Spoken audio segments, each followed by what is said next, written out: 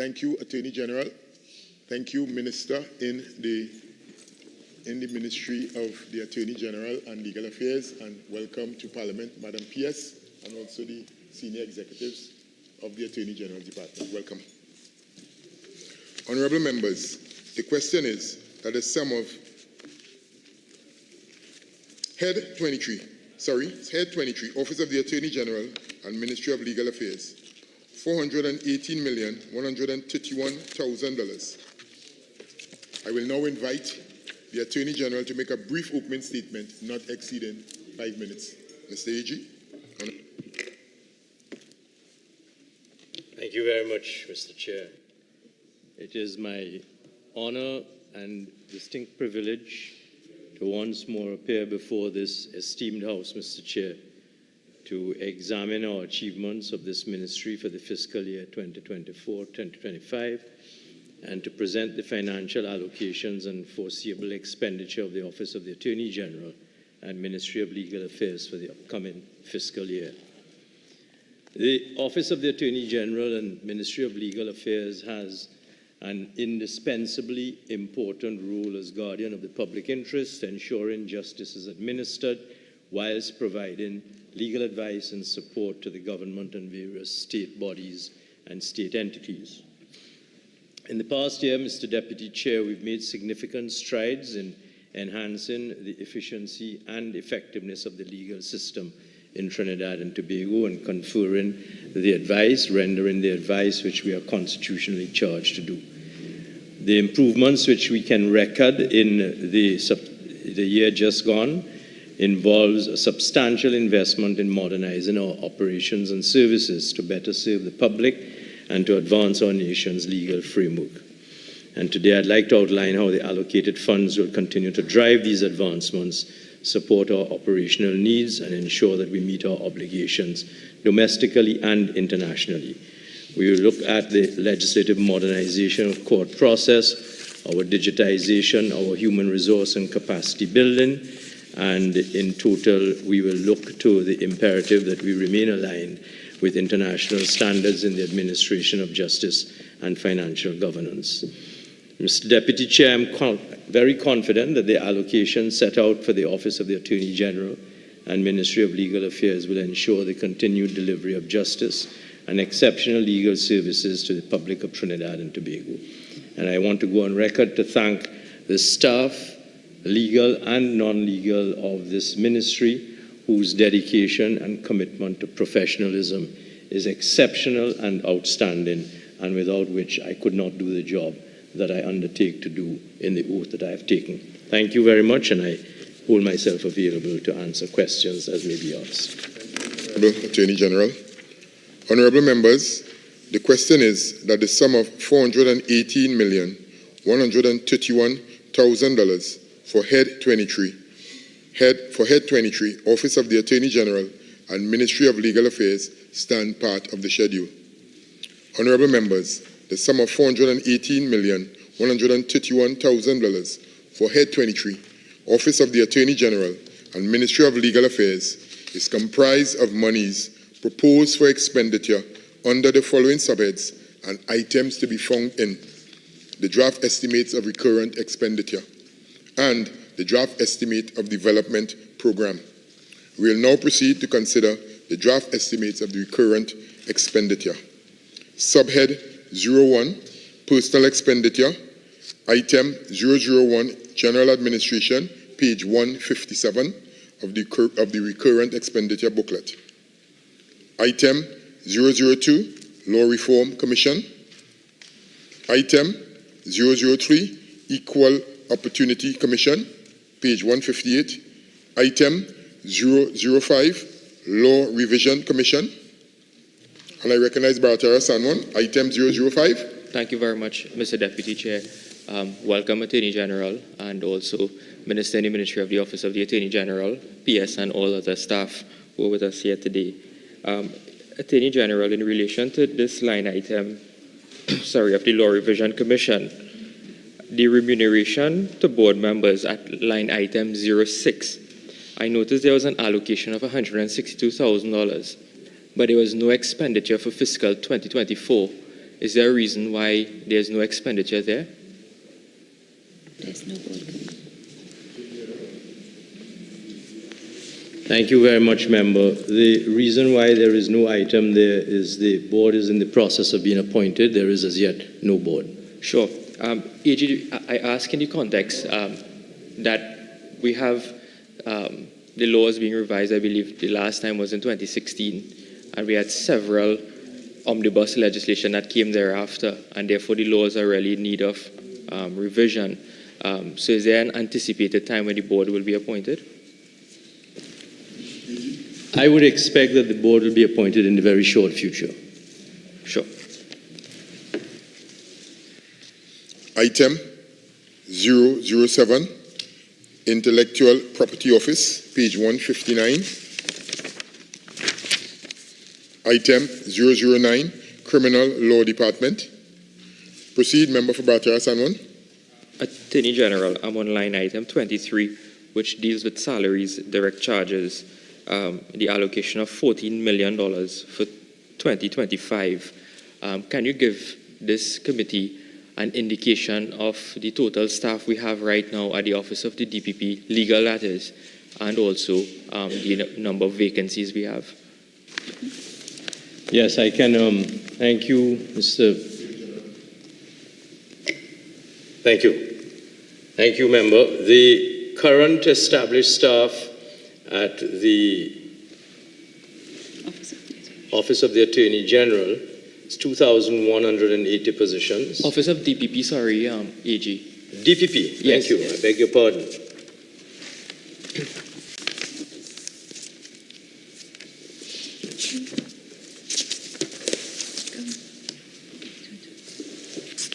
The number of staff for the total number of staff for the DPP is 129. And the amount of vacancies that we have? Number filled are 75 and vacancies 54. These are members on the establishment. Yes.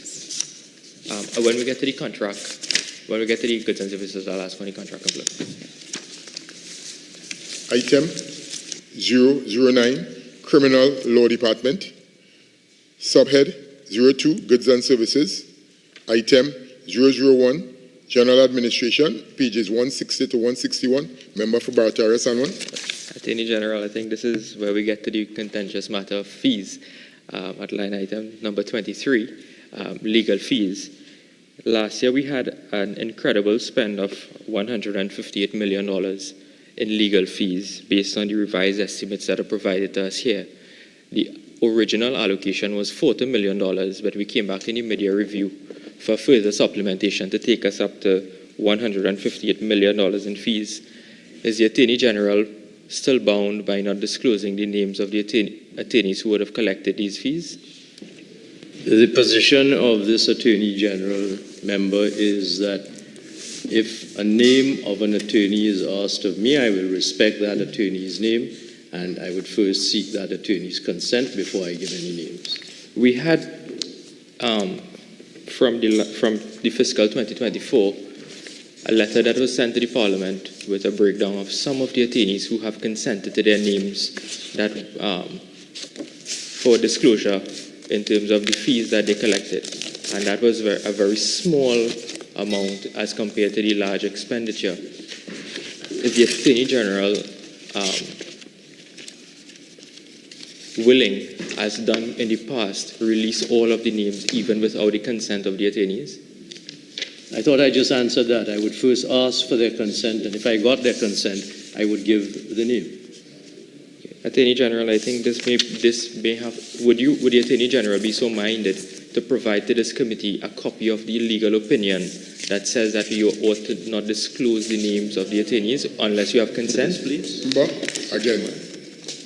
again, we are part of the Parliament, and again, those questions can be identified and asked elsewhere. Mr. Chairman, may I say something, please? May I? Proceed, Minister. As a member of Members, Parliament. please proceed. This matter has been beaten to death in other forums and in this forum by way of motions, questions to ministers and so on, and has been addressed. The member is trying to use this forum to get behind answers already given in other forums. Okay, and again, Minister of Finance, I have so ruled with regards to the same particular No, aspect. But thanks for your... Mr. Deputy Chair. Mr. Deputy Chair, may I also get an opportunity? I take strong Energy. objection to the use of, by the member for Sawa Barataria, saying that the fees are high fees on this occasion of under $200 million, reminding myself that in a 5-year period, a UNC Attorney General spent over $1 billion in fees, and there's a follow the money trail, I'm sure, as to where some of those fees went. Okay. Mr. Okay, Deputy thanks, Chair, Mr. I take objection. Bracha Sanwan, I will have your comment, and then I will give the Attorney General after, if he wants to bring any closing remarks on this particular aspect. So, Member for Bracha Sanwan. One, I take strong objection to what the Minister of Finance is saying. The question was approved by the Chair, and it's an appropriate question under this line item of fees. There's no one going around any procedure. We are allowed to ask questions and examine expenditure in this committee, and I have done so in accordance with the standing orders and the procedure of this committee. In relation to the comment made by the member for Port of Spain North, St. Anne's West, those matters with relation to the fees are not under the Attorney General's office, that $1 billion expenditure. That is not even before us in this committee. Those were a conglomerate of all of the fees.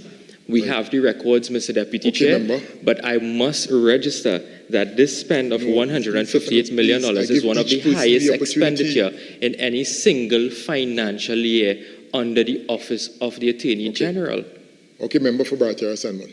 And again, Minister of Finance, I said that after I will give the Attorney General, who is the line minister, the last particular thing. But again, I'll give you the opportunity as the Minister of So Finance. much, because he spoke twice. And I distinctly remember you telling him that that question was out of order. I distinctly remember that.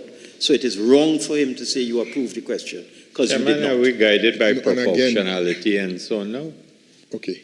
Attorney General, do you care to Thank you. make any closing remark Thank you. on this Yes, thank you particular very aspect? much, Mr. Deputy Chair. On the question of exorbitant fees, I can assist the member for Barataria, Sanwan, to say that for the period 2015 to 2024, over a 9-year period, the former government spent on average $88,839,139. And That doesn't sound sorry, correct. may I correct That doesn't myself? sound correct. May I correct myself? 98,969,658.84 compared with, and that's over a 9-year period, average expenditure compared with this administration of 88 million over a 5-year period. So the question of exorbitance is self-evident in the monies expended under the previous administration. Thank you. Thank you, Mr. Attorney General. Right, we now go to item 002, Law Reform Commission. Item 003, Equal Opportunity Commission, and we're on page 162. Item 005, Law Revision Commission, page 163. Item 007, Intellectual Property Office, pages 163 and 164. Item 009, Criminal Law Department, pages 164 and 165. I'll recognize Barataria Sanwan, member. Thank you very much, Mr. Deputy Chair. I'm on line item 08, which deals with rent, lease, office accommodation, and storage. There's an allocation of $5.1 million for the fiscal year 2025. Only this morning, Mr. Deputy Chair, I saw an article in the Trinidad Guardian in relation to this exact matter of the rental of a new building for DPP's office north, for the FCB building on St. Vincent Street. Can the Attorney General indicate whether or not there's a lease arrangement entered with that building for the DPP's office north? Attorney General. Thank you very much, Mr. Deputy Speaker. There is no rental arrangement or lease arrangement in place.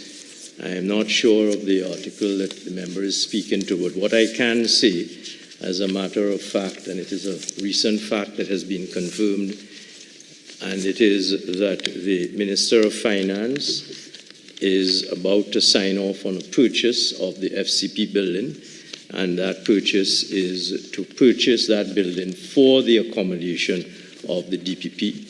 A A valuation report has been obtained, and the building is therefore going to be purchased by the state and made available to the DPP. And the DPP has been invited, and on 4 occasions, his staff, including the DPP himself on 1 occasion, visited the property and is satisfied with the property. And therefore, what is in train at the moment is an intended purchase by the government through the Ministry of Finance of that former FCB building that straddles St. Vincent and Abercrombie Streets for the accommodation of the Director of Public Prosecution staff. Yeah, the article, AG, did in fact quote that the DPP said that he visited the building, and I'm happy that it's not a rental arrangement and the state will be the owner of the property eventually. AG, then if we have this allocation of 5.1 million for rental, for office space storage, can you tell me what this allocation is for then? It's also for south. Just give me 1 minute, Sure, please. Sure.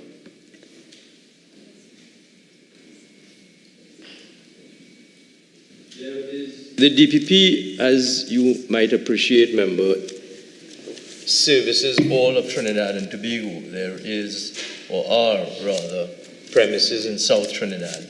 There are also premises that are utilized in Tobago. Sure. And therefore, and there is also premises currently occupied by the DPP at Winshaw Building.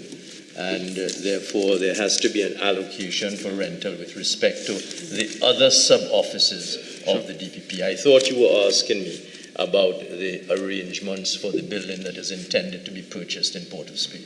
Oh, no. I was asking if, so this allocation will be, just to confirm, for DPP South, DPP Tobago, and the existing building on Richmond.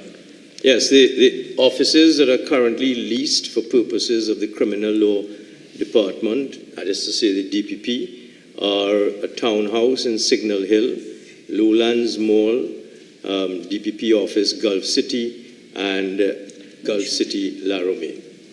Sure. Okay. Mr. Chair, my question will come later on the different subheading. Okay.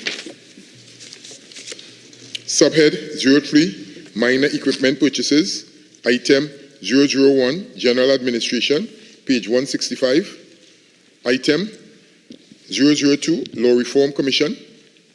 Item 003, equal opportunity commission. Item 005, law revision commission. Item 007, intellectual property office. Item 009, criminal law department, page 167. Subhead 04, current transfers and subsidies. Item 005, non-profit institutions. Item 007, households. I recognize the member for Chaguanas West. We're on page 167. Thank you, Mr. Deputy Chair. Attorney General, I see at line item 40 the gratuities to contract officers, and there is a decrease of 4.6 million there. How many employees will this decrease possibly impact upon? We have less contracts finishing.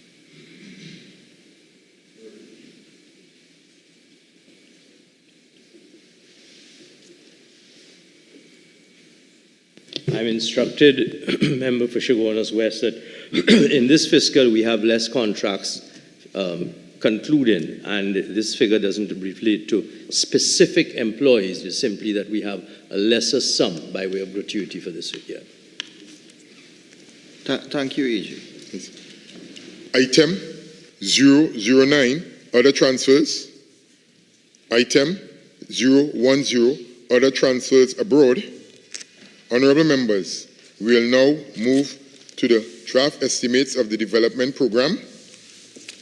New book, consolidated fund, item 005, multi-sectoral and other services, and we are at page 65, and we start with A, administrative services. F, public buildings, pages 65 and 66, and I recognize the member for Baratoria Sanmon. Thank you very much. Line item 12, AG, this is outfitting of accommodation for Director of Public Prosecutions North. There was an allocation of $3 million paid, and this is 2024, and $240,000 was spent. I assume that this would have been the expenditure for the Park Street building that remains, that was unoccupied. AG, based on the Auditor General's report, it stated that the cost for the outfitting of that building was about $23.25 million. Was this money utilized to pay any of those bills coming out of the outfitting of that building? So thank you, member, for Barataria San Juan. The figure of 3.130 million has to do with funds which have been allocated for the accommodation for the DPP in Port of Spain.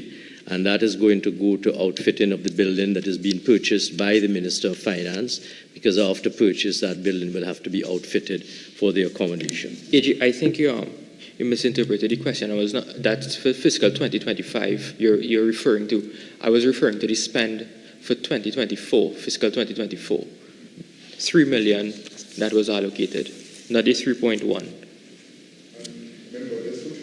Yes. Attorney General, we are at 012, page 65, outfitting accommodation for the Director of Public Prosecution, North. Right, Honourable AG? Right, we are that particular. Yeah, that sum for 2024 was payment of outstanding bills in 2024 to NITCO. Yes. That was for Park Street. For Park Street. NITCO was the contractor. agent, the contractor. Okay. Yes. Is it possible that your ministry will have a breakdown of the expenditure for the outfitting of that building? Which building is this? The Park Street building that has since been terminated, the lease for which has been terminated, and we have turned our backs on and left? Yes. We can provide that, yes. Thank you very much. And I should mention, just for the completeness of the record, that a lot of the furniture which was purchased by the Office of the Attorney General and was actually installed in the Park Street building while it remained unoccupied has now been reallocated and has been graciously accepted by the DPP at his Winshaw building and other offices of the DPP, because we are outfitting those existing buildings as we speak as well for the better accommodation of the Office of the Director of Public Prosecution. Okay, thank you very much for that, AG. Okay. Line Member? item, sorry. Proceed. Line item 26, the fit out of accommodation for the Civil Law Department. I realize that $8 million was allocated for 2024, but none was spent in the fiscal. Is there a reason why there was no spend on that year? The reason for that is because there had been an intention, which has not as yet been realized, for the Civil Law Department to occupy an additional floor space of the waterfront. Sure. That is in the process of being examined, hopefully favorably, but we were not able to expend that sum on something that had not as yet been realized. Sure. I realize now the new allocation is 3 million, which is 5 million less from the original. Will that be sufficient for the works that have to be undertaken? We are optimistic, member. I'm happy to hear that. Because there's some furniture and fitting. Anything else to add, Minister? Add in the vein that I had earlier explained, there are, and part of the reason for optimism is there are furniture and other equipment that are left over from the Park Street DPP building that we have assigned to assist with the outfitting of the Civil Law Department when we take up the physical space. Moving on, members. C, Welfare Services, page 67. Member for Chaguanas West. Thank you, Mr. Deputy Chair. AG, in terms of line item 001, legal aid and advisory authority mobile outreach program, and I see that the explanation project number 001, new project. How many persons, are you in a position to tell us how many persons accessed legal aid at this time? Honourable AG. That is an inquiry I will have to make of the Legal Aid Authority, but I can certainly provide that in due course. But What I would say in relation to this line item that you have pointed to is that this is a provision for a mobile unit that is going to be outfitted so that it can visit and offer legal services free of cost through the legal aid department to vulnerable persons who are unable themselves to come to Port of Spain to get access to the legal aid services. AG, this would Member? entail... Proceed, Yeah, member. this would entail both criminal and civil matters? And Once the persons qualify, because as you appreciate, there are qualification criteria for persons who apply for legal aid, yes. And in relation, Mr. Deputy Chair, just returning to the first question where I asked if we are in a position to ascertain how many persons presently access legal aid. When you do the inquiry, we would also be able to look at civil versus criminal as well, the different numbers. We will do our best. You would be aware, member, that the legal aid department of the Legal Aid Authority has a very well outfitted and accomplished public defenders department, and it is that public defenders department that provides the criminal law representation and advice to clients in need of those services under the umbrella of the Legal Aid Authority, headed by the two very capable persons in the case of the Legal Aid Authority overall, Mr. Peterson, Senior Counsel, and in the case of the public defenders, recently appointed Senior Counsel, Mrs. Yassine Sheikh. And AG, West, member. Yeah, thank you, Deputy Chair. AG, is there any data that would tell us how many repeat offenders would be accessing legal aid? Now, members, again, I'll give you the opportunity, but again, we're not going into the operational aspect as the case may, but I'll give you the opportunity just for the edification of the public. Proceed. So I will make the inquiry simple, because in as much as the AG says that they can endeavor to get the information, it would be helpful to know how many, and this is of course on the criminal side, legal aid aspect, how many repeat offenders are actually accessing legal aid, and sorry. Yeah, so that, and my colleague for Barataria Sanwan is also, we are looking at, duplication of resources. We have had a discussion in this budget debate, substantive budget debate, the issue of the recidivism rate being as high as 51 or 52%, I recall. And so it would assist us in terms of knowing that the taxpayers' dollars are not really funding repeat offenders predominantly, and that it is actually being spread across a wider cross-section, and we can somehow rehabilitate them.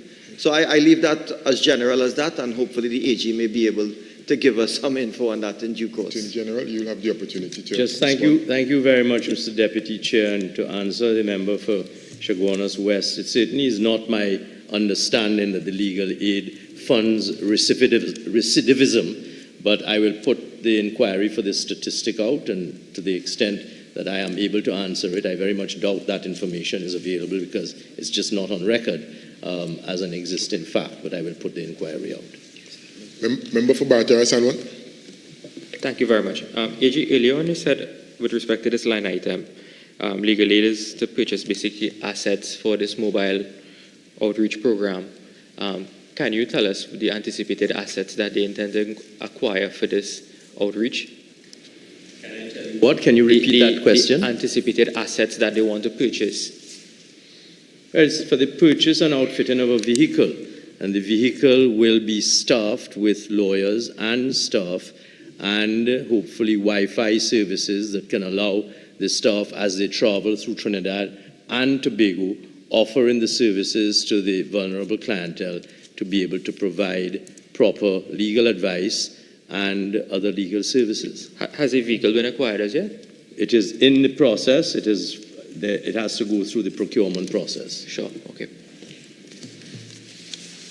Honourable members, the question is that the sum of $418,131,000 for Head 23, Office of the Attorney General and Ministry of Legal Affairs stand part of the schedule. Those in favour say aye. Aye. Those against say no. I think the ayes have it. The sum of $418,131,000 for Head 23, Office of the Attorney General, and Ministry of Legal Affairs now stands part of the schedule. Thank you, Attorney General. Thank you, Minister in the Attorney General's Department, and also to your Permanent Secretary and the senior executives of the Attorney General's office. Thanks for coming. Sure.